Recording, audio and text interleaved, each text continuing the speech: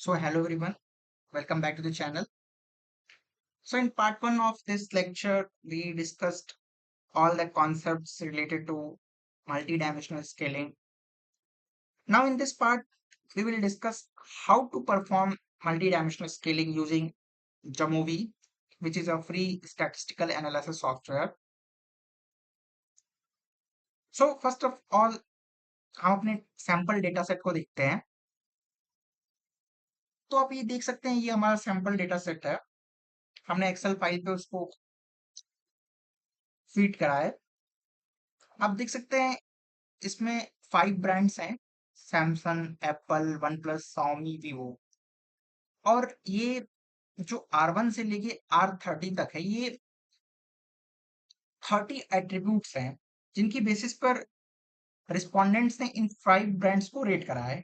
अब एट्रीब्यूट्स क्या हैं, जैसे कि प्राइस का एट्रीब्यूट है, कैमरा, परफॉर्मेंस, ऐसे डिफरेंट डिफरेंट एट्रीब्यूट्स के बेसिस पे 1 to 9 के लिकर्ट स्केल पे रिस्पोंडेंट्स ने इन 5 ब्रांड्स को रेट करा है।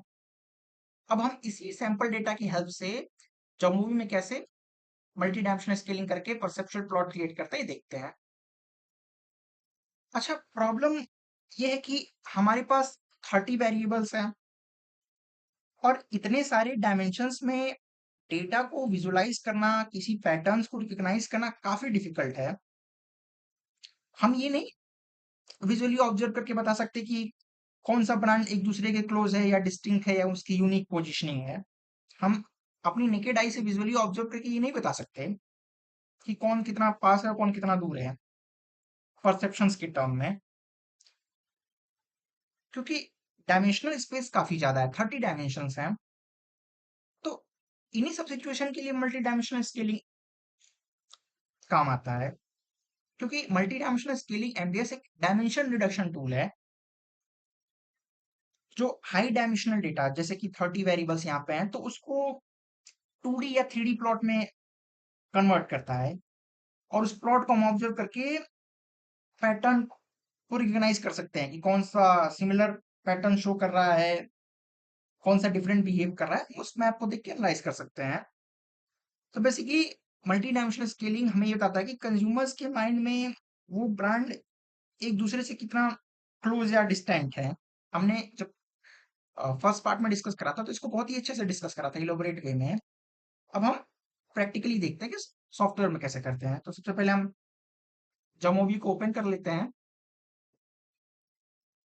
आप देख सकते हैं ये जमोवी का इंटरफेस है और हमने एक्सेल फाइल में डेटा हमारा सेव है। इस फाइल को हम लोड करेंगे तो उसके लिए आपको इस लेफ्ट साइड 3 लाइंस पे क्लिक करना है।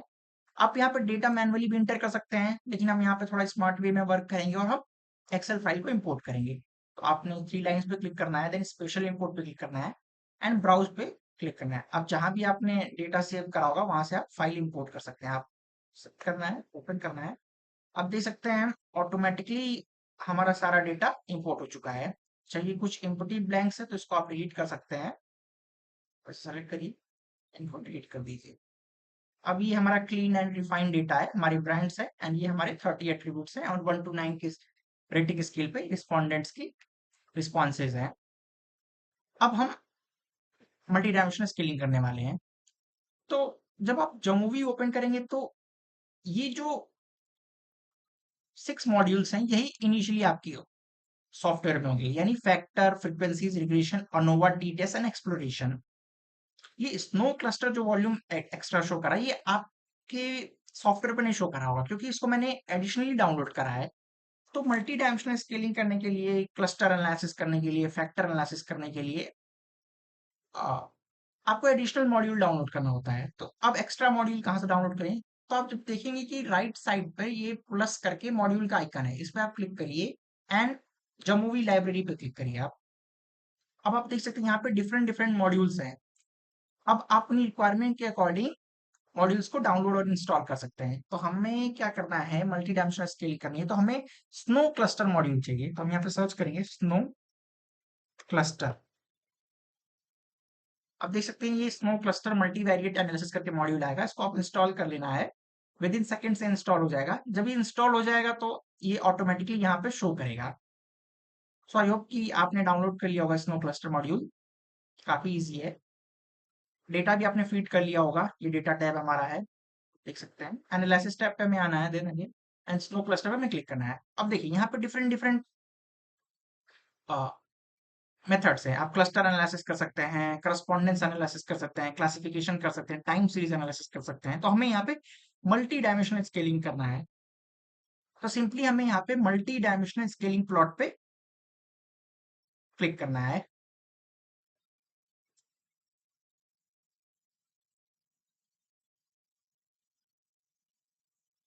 अब आप देखेंगे तो ये कुछ ऐसा इंटरफेस आएगा। तो सबसे पहले इस ब्रांड्स को आपको लेबल्स में मूव करना है। तो आपने ब्रांड्स पे क्लिक करा, इस एरो पे क्लिक करेंगे तो ब्रांड्स मूव करेगा। एंड जो ये 30 एट्रीब्यूट्स हैं, इनको आपको वेरिएबल्स के बॉक्स में मूव करना है। तो आप सिंपली इस पे क्लिक करेंगे एंड रो पे क्लिक करते जाएंगे। आप सेलेक्ट ऑल भी कर सकते हैं।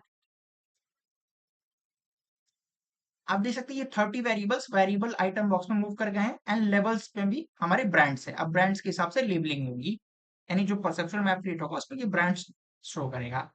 देन आपको इस एनालिसिस आइकन पे क्लिक करना है और यहाँ पे ऑटोमेटिकली जो सिलेक्टेड और उसे यूक्लिडियन डिस्टेंस मेजर पे आपको छोड़ देना है इसको। देन आपको टिक मार्क करना है एमडीएस प्लॉट पे, क्योंकि आपको मल्टी डायमेंशनल प्लॉट चाहिए। आप जब क्लिक करेंगे तो देखिए ऑटोमेटिकली रिजल्ट सेक्शन में ये एक एमडीएस प्लॉट क्रिएट हो गया है, जो कि हमने देखा था कि एक एमडीएस प्लॉट कैसा दिखता है। इसके 4 क्वाड्रेंट्स होते हैं और 2 इंपॉर्टेंट एट्रीब्यूट्स होती हैं जो मोस्टली फॉलो की जाती हैं।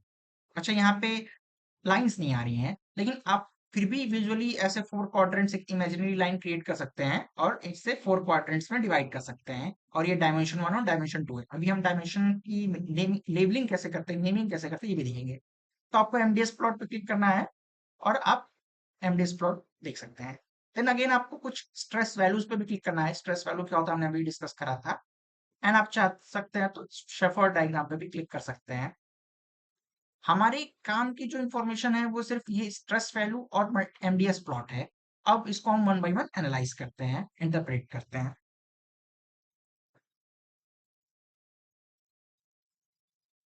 सबसे पहले हम स्ट्रेस वैल्यू को देखते हैं। हमने डिस्कस करा था कि स्ट्रेस वैल्यू क्या होता है और हम स्ट्रेस वैल्यू की हेल्प से अपने मॉडल की रिलायबिलिटी और वैलिडिटी टेस्ट करते हैं। यानी जितनी ज्यादा स्ट्रेस वैल्यू उतना ही पुअर हमारा मॉडल और जितनी कम उतना ही हमारा मॉडल एक्सेलेंट फिट है। तो हमारा पर्पस क्या है कि हमारी स्ट्रेस वैल्यू मिनिमम होनी चाहिए। तो आप देख सकते हैं हमारे मॉडल की जो स्ट्रेस वैल्यू है वो 0.048 है।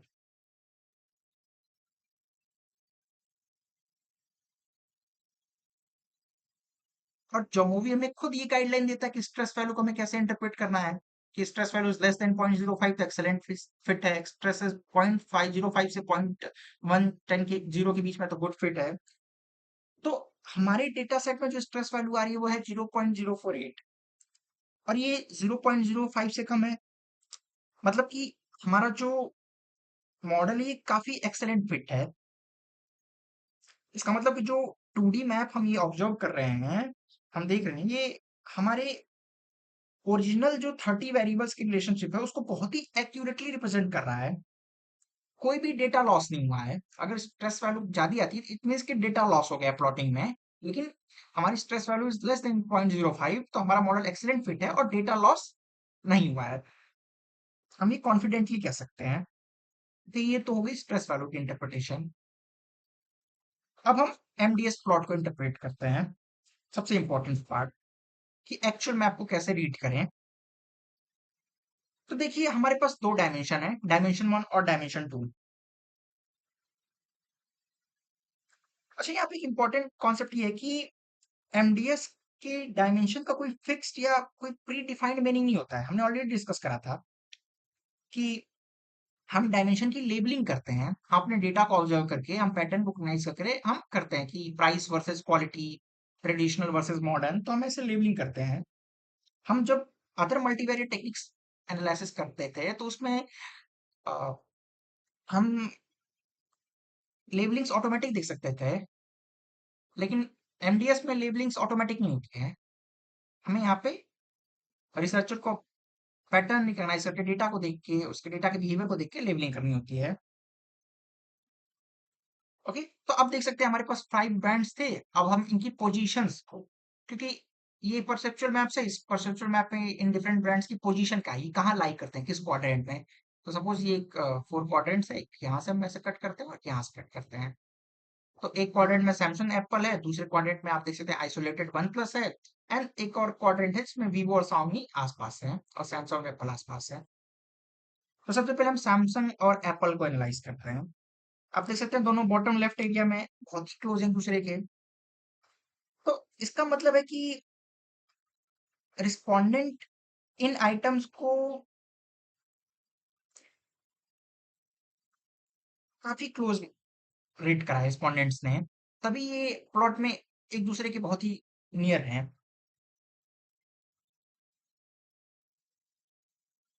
जैसे आप सैमसंग और एप्पल के डेटा सेट को देखेंगे तो आप देखिए, सैमसंग को भी 9 रेटिंग मिली, एक एट्रीब्यूट एप्पल को भी 9 मिली। देन सेकंड वाले ने भी दूसरे एट्रीब्यूट पे काफी क्लोज है, 8 9 के डिफरेंस है, 8 का है। तो आप देख सकते हैं कि अप्रोक्स ये 15 एट्रीब्यूट तक इनकी रेटिंग्स काफी सिमिलर हैं। उसके बाद थोड़ी सी रेटिंग्स इनकी कम है, 7 है, 7 8 के है, 6 7 है करके है। ओके, तो आप देख सकते हैं R1 से लेके R50 तक बहुत सिमिलर हाई रेटिंग्स दोनों को दी गई हैं, एप्पल और सैमसंग को। तो हम इस डेटा सेट को, इस डेटा को देख के और इसकी क्लोजनेस को भी देख के ये कह सकते हैं कि ये क्लस्टर हमें रिप्रेजेंट करता है प्रीमियम कैटेगरी का, या हाई क्वालिटी का परसेप्शन शो कर रहा है ये। हम प्रीमियम या हाई क्वालिटी का परसेप्शन यहाँ देख सकते हैं, या रिलायबिलिटी का परसेप्शन देख सकते हैं, हाई रिलायबिलिटी का। वहीं अगर हम Xiaomi और Vivo को एनालाइज करें तो ये दोनों राइट साइड में काफी क्लोज हैं एक दूसरे के। और अगर इनकी हम रेटिंग्स को देखें तो Xiaomi और Vivo, तो इनकी रेटिंग्स देखिए, इनिशियली तो ये काफी लेस है, इनिशियली ये काफी लेस है, लेकिन ये R18 या R19 से ये काफी इनकी रेटिंग्स इंक्रीज कर गई हैं, R25 तक देखिए। हाँ, R25 तक इनकी रेटिंग्स इनिशियली पहले कम थी, लेकिन R18 या 19 से R25 तक इनकी रेटिंग काफी हायर रेंज में है, 8 9 के रेंज में है, उस 1 to 9 स्केल पर। तो हमें ये क्लस्टर रिप्रेजेंट करता है कि शायद ये सजेस्ट कर रहा है कि ये कहीं वैल्यू फॉर मनी या अफोर्डेबिलिटी कैटेगरी वाला है ये क्लस्टर, या ये क्वाड्रेंट में ये दोनों अफोर्डेबिलिटी और वैल्यू फॉर मनी डायमेंशन पे ये दोनों स्ट्रांगली कंज्यूमर्स इनको परसीव कर रहे हैं। हमने देखा कि सैमसंग और एप्पल को जो परसीव किया जा रहा है वो किया जा रहा है प्रीमियम और हाई क्वालिटी पे। अब वहीं Xiaomi और Vivo को अफोर्डेबल या वैल्यू फॉर मनी पे परसीव किया जा रहा है। अब हम देखते हैं वन प्लस के क्वाड्रेंट को। ये दोनों क्लस्टर से काफी अलग है और ऊपर टॉप पर आइसोलेटेड पोजीशन में है। ये किसी स्पेसिफिक पैटर्न की वजह से ये डायमेंशन 2 पे काफी टॉप पे पहुंच गया है, आइसोलेटेड हो गया है। इसकी कुछ अलग इंटरप्रिटेशन होगी,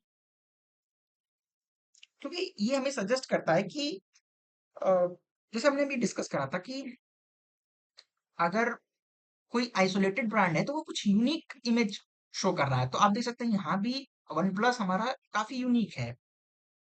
तो हमें ये सजेस्ट कर सकता है कि कंज्यूमर्स, अगर हम डेटा को भी ऑब्जर्व करें वन प्लस के, तो इनिशियली हायर रेटिंग्स है, फिर देन लोअर रेटिंग्स हैं इसकी, काफी मॉडरेट में लोअर हायर का मिक्स है यहाँ पे। तो हम कह सकते हैं कि कंज्यूमर्स, ये सजेस्ट कर रहा है कि कंज्यूमर्स की नजर में ये एक डिस्टिंक्ट यूनिक पोजीशनिंग रखता है। ये पोजीशन वन प्लस जो ब्रांड है ये कंज्यूमर्स की नजर में एक यूनिक पोजीशनिंग रखता है। यानी ये ना ही फुली प्रीमियम क्लस्टर में है, ना ही ये बजट फ्रेंडली क्लस्टर में है। इसकी पोजीशन ही कुछ इन बिटवीन है, बजट और प्रीमियम के बीच में।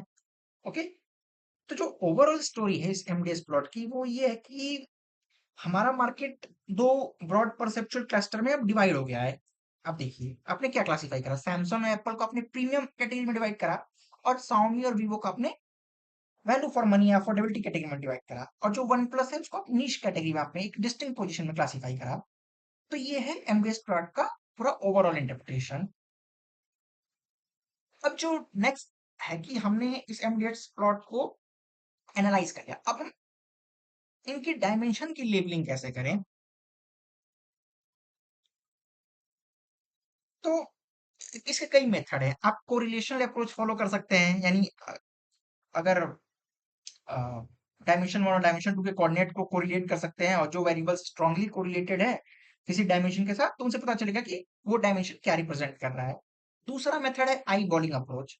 जैसे हमने अभी इस मेथड को फॉलो करा, जो हमने फॉलो करा ना, विजुअली हमने ऑब्जर्व करके ये डिसाइड करा कि क्वालिटी हाई क्वालिटी है और ये अफोर्डेबिलिटी कैटेगरी है और वो निश कैटेगरी है वन प्लस, तो इसे हम आई बॉलिंग अप्रोच कहते हैं या विजुअल एनालिसिस बोलते हैं। जैसे कौन से आइटम में ब्रांड्स का स्कोर क्या है, उसकी बेसिस पे हमने इंटरप्रेट करा।